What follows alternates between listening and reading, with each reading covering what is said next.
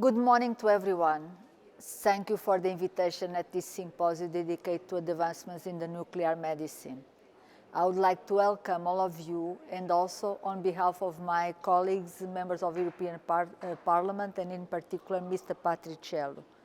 I will be very concise as the eminent speakers that will follow my intervention will explore the matter in different angles, giving a complete overview of the last advancements. Nuclear medicine is an exciting medical specialty. It was already in use decades ago. The first applications date after the Second World War and were about the treatment of thyroid cancer. Nowadays, this branch is very promising because it's able to combine medicine with biology, chemistry, physics, engineering, artificial intelligence, standing at the crossroads of many areas. Nuclear medicine promises the shortest path to precision medicine and can intervene in the fight against cancer, but also in cardiac and neuropsychological disorders. It is already transforming the way diseases like cancer and mental health conditions are treated. There is an enormous potential in the interlinkage between nuclear medicine and digitalization, with a particular reference to application of artificial intelligence. Artificial intelligence and the machine learning-based approach are progressively shaping the future of our health systems. These technologies are increasingly finding their way into various areas of medicine. For years, AI has captured society imagination and generate enthusiasm for its potential to improve our lives. It already plays an integral role in our daily routines and interactions with media, with transportation and communications.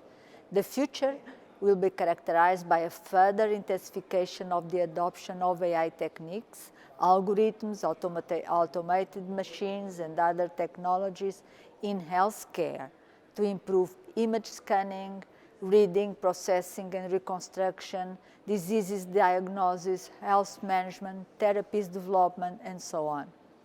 The use of AI-based technologies can be very beneficial in advancements on cancer treatments. Given the large number of patients diagnosed with cancer and with significant amount of data generated during cancer treatment, there is a specific interest in the application of AI to improve oncological care. AI can manage the use of chemotherapy drugs and predict the tolerance of those drugs to optimize the therapy regime. AI can help doctors to make correct treatment decisions, reduce unnecessary surgeries, and help oncologists to improve patients' cancer treatment plans. In nuclear medicine, AI will have a profound impact, both on technological aspects and on image reading. These developments will lead to a better image quality, shorter acquisition time, and lower radiation doses.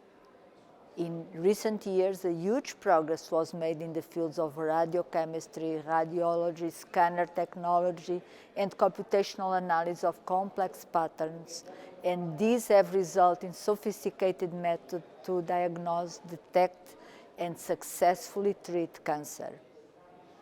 Artificial intelligence and machine learning techniques are becoming an integral part of biomedical research and healthcare.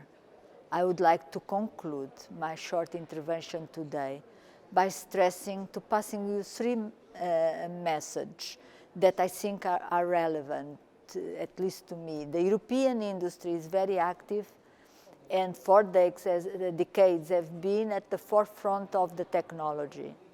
Many of the world's top researchers and strongest companies in this sector are European. So there is a clear need to support nuclear medicine at European level. We need to facilitate the availability for medical use, allow the seamless connection of hospitals and distribution sites across the EU, enabling education, skill creation, and awareness, promoting and invest further research and infrastructure development. Second message is big data are already in use to train machine learning models in some areas, but they are vital in the digitalization of health sector, and their wider use still encounters significant obstacles. We need to improve our system to collect and treat big amounts of data, and the development of common European cloud spaces for health might be beneficial for nuclear medicine. Third, and lastly, we need more research collaboration, more cooperation in the field of biomedical science, all along its value chain from fundamental research to clinical research. I thank again Nuclear Medicine Europe for this opportunity. I remind you to keep the European Parliament informed and involved in your initiatives, and I wish you fruitful discussions and the good continuation of your works. Thank you very much.